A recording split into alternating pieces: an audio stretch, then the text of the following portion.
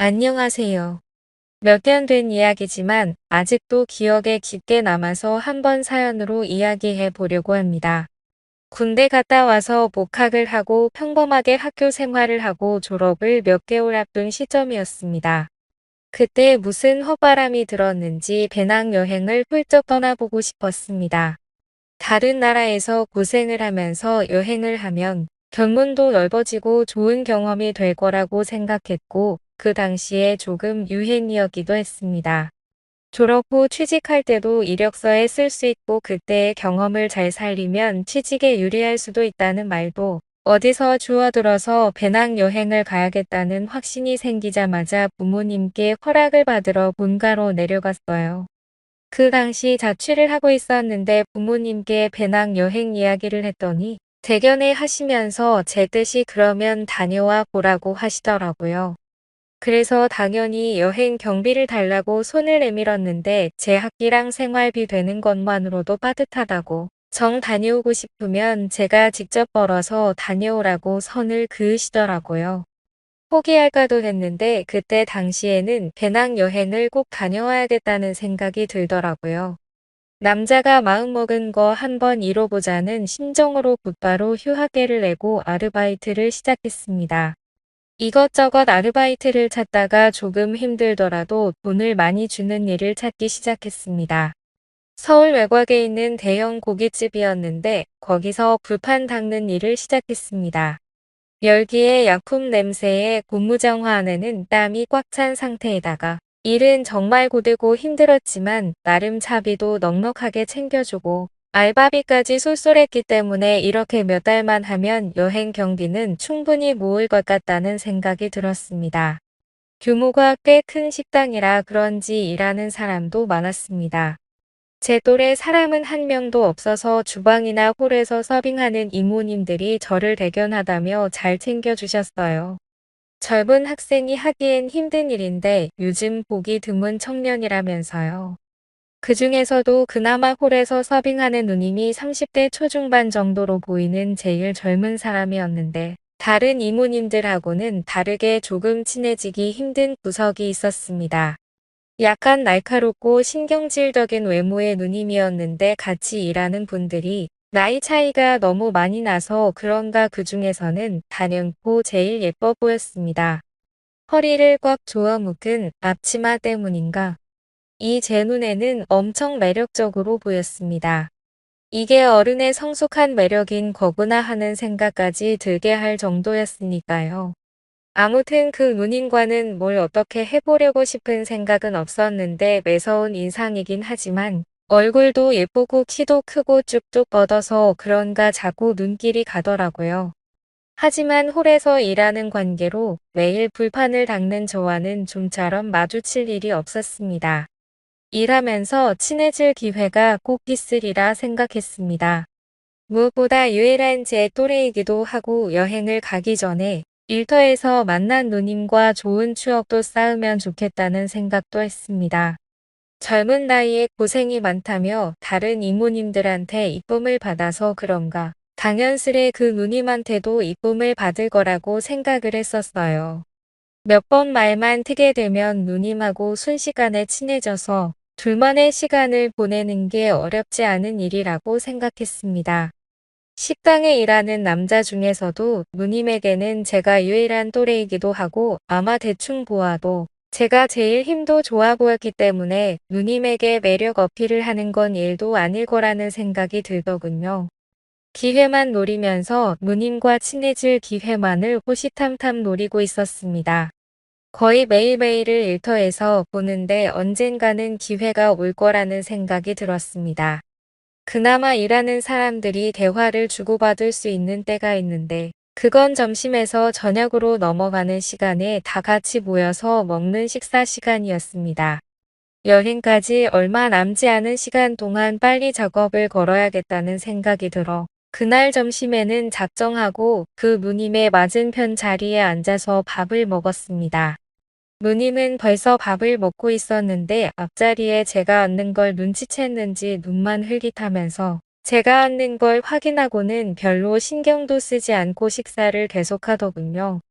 생각보다 차가운 누님의 반응에 의기소침해졌지만 이대로 포기할 제가 아니었습니다.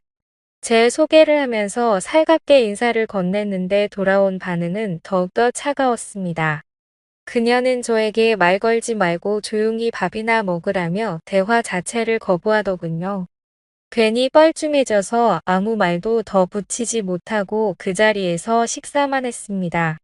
그런데 오히려 그 누님이 저를 무시하는 듯하는 차가운 반응에 저도 모르게 마음 안구석이 뜨거워지더군요. 저를 살짝 무시하며 짓누르는 듯한 태도가 오히려 그 누님을 정복해보고 싶은 욕심이 차올랐어요. 밥을 먹으면서 저런 태도의 누님을 굴복시켜 넘어뜨릴 생각을 하니까 짜릿해졌어요.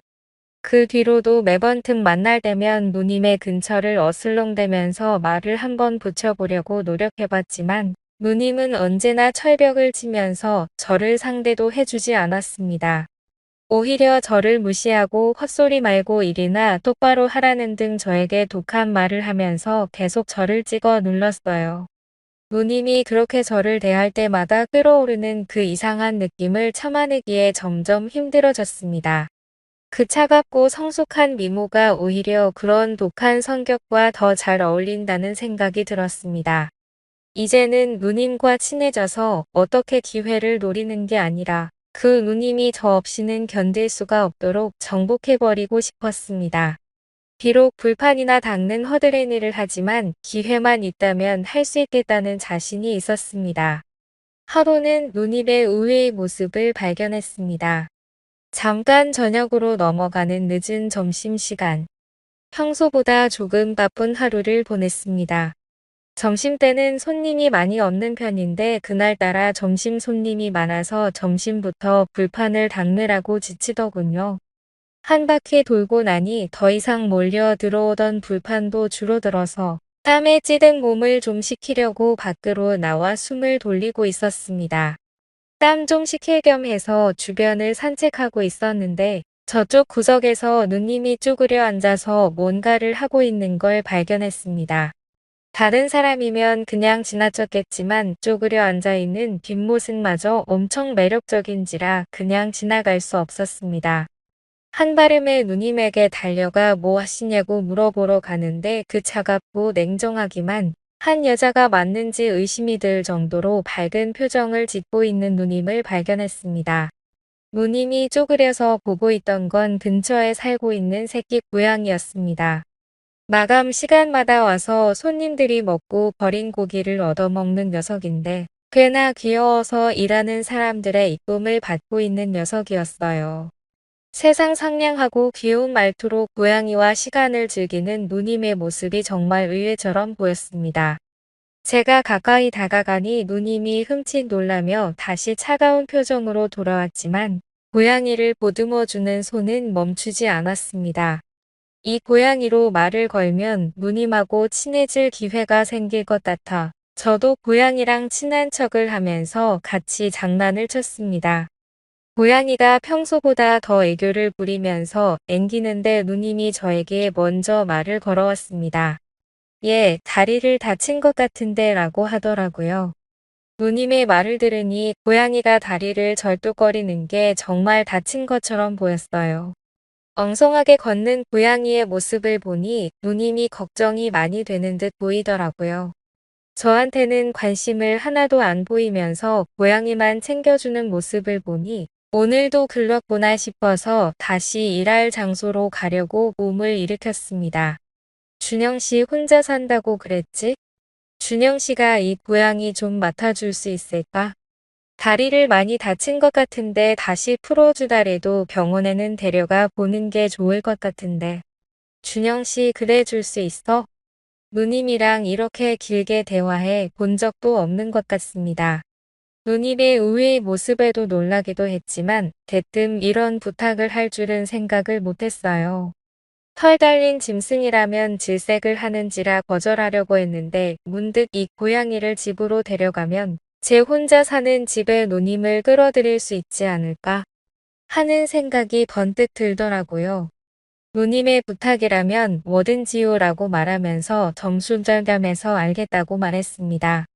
누님은 무슨 대답을 그렇게 하냐며 저에게 다시 차갑게 반응했지만 저에게 조금 신세를 진 듯한 태도를 보이기 시작하더라고요. 고양이를 데려간 그날부터는 누님이 고양이는 적응을 잘 하냐면서 먼저 말도 걸어오고 아무래도 고양이가 복덩이였습니다. 마주 앉아 먹던 밥도 고양이 근황을 보여준다는 핑계로 나란히 옆에 앉아 먹게 되었습니다. 핸드폰을 꺼내 고양이 사진을 보내줄 때면 사진을 보여준다는 걸 핑계로 몸을 더욱 더 바싹 붙어 앉아있는 그대로 누님을 느꼈습니다. 고깃집에서 일해서 몸에서 숯불 냄새가 날 텐데도 은은하게 퍼지는 샴푸 향기에는 정신이 아늑해졌어요. 기센 여자인 줄만 알았는데 여성적인 매력이 물씬 풍기는 누님의 모습 때문인지 그녀를 향한 마음이 날이 갈수록 더 커지기 시작했죠. 고양이 다리가 완전히 다 나은 것 같을 때쯤 이때가 아니면 더 이상 기회가 없다는 생각에 저도 좀 더 과감해지기로 했습니다. 고양이 구경을 오라는 말로 누님을 저 혼자 사는 방으로 초대를 한 거죠. 누님은 안 될 것 같다는 반응을 보이면서도 고양이가 너무나도 보고 싶었는지 고민하는 듯 하더니 결국 토요일 저녁에 장사가 끝나고 나서 오겠다고 하더군요. 괜히 누님이 온다는 말에 설레어서 집 청소도 몇 번이나 하고 생전 켜보지도 않는 향기 나는 촛불까지 사서 분위기도 내보고 해봤습니다. 하루가 10년처럼 길더니 결국엔 누님이 오기로 한 당일이 되었습니다.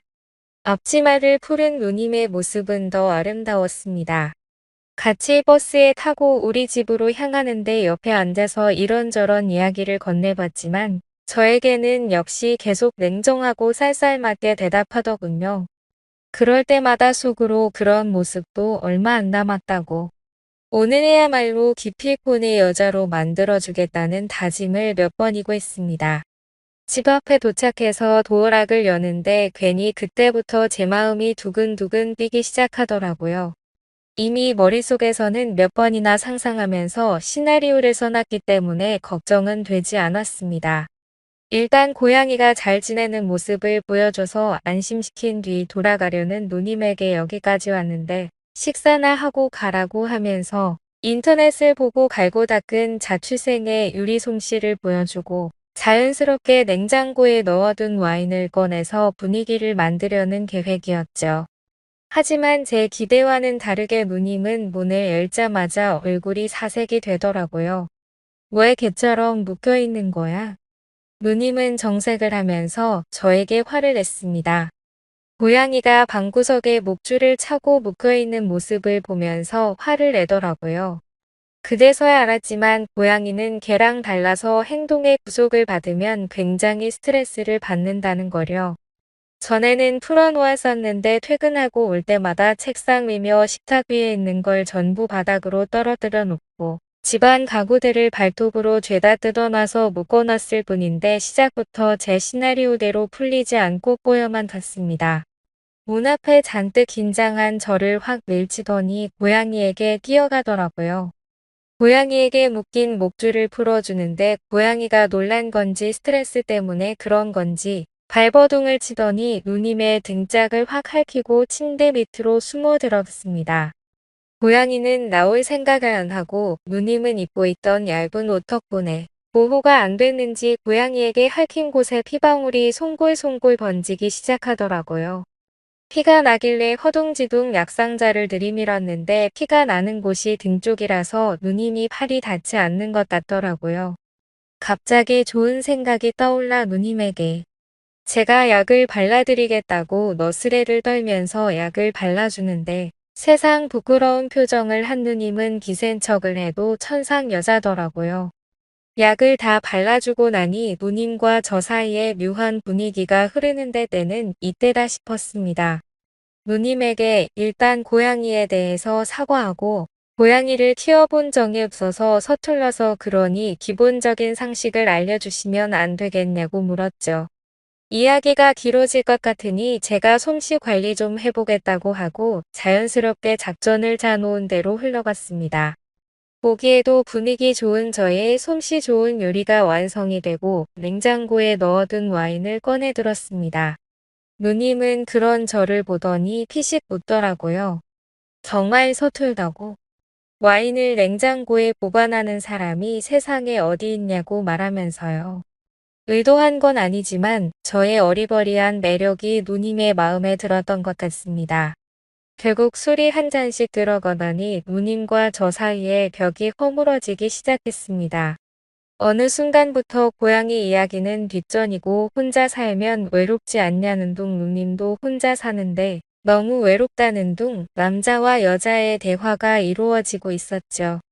이제 분위기가 무르익었다는 생각이 들어서 누님에게 아까 약 바른 곳을 한 번 더 봐주겠다고 이리 와보라고 했습니다. 누님은 저를 거절하지 않고 제 옆으로 다가왔고 약을 상처 부위에 다시 한 번 쭉 짜서 바르니 누님의 입에서 묘한 소리가 새어나왔습니다. 그렇게 기세를 몰아 누님을 등 뒤에서 껴안았고 사실 누님을 좋아한다고 고백을 했습니다. 누님은 저에게 안긴 채로 아무 말도 하지 않고 있다가 이내 고개를 돌려 제 고백을 수락한다는 듯 있더라고요.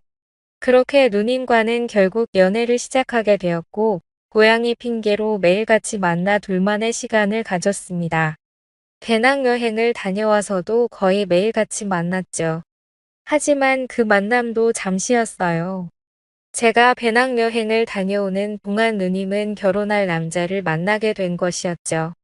몇 년이나 지난 이야기지만 아직도 그 고양이는 제가 키우고 있습니다.